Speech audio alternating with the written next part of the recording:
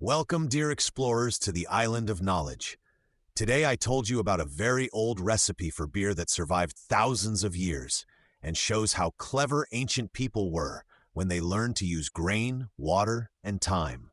We checked how researchers know what might have gone into such a drink and why the oldest recipes did not look like today's kitchen instructions.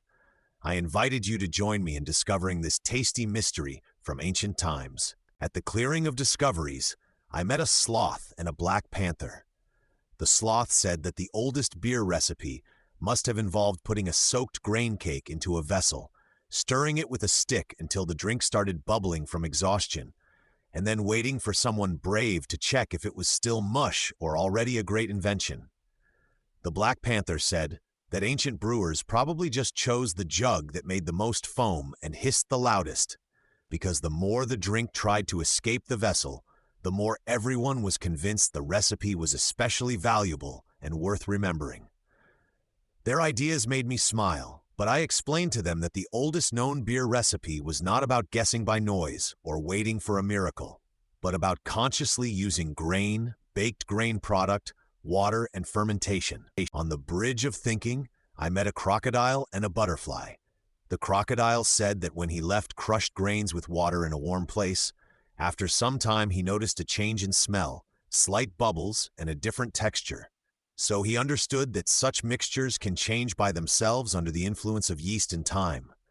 The butterfly said that when she crushed a dry grain cake into a moist mixture, everything softened faster and mixed more easily. So, a simple baked grain product could be a convenient ingredient of ancient fermented drinks. I summarized that these were good examples because they show that old beer was made thanks to grain, water, proper conditions, and patient observation of changes in the mixture. By the Reef of Secrets, I met an ara and a cockatoo. I asked them what they knew about the oldest known beer recipe. The ara answered that the oldest known written beer recipe is often considered the Sumerian hymn to Ninkasi, written around 1800 before the Common Era, although brewing beer is even older.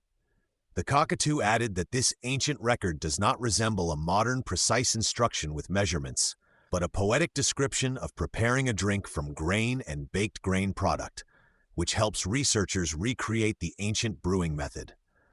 I praised them for their great knowledge and summarized that the oldest known beer recipe is valuable because it shows not only the ingredients, but also the way ancient people thought about food, drinks, and fermentation.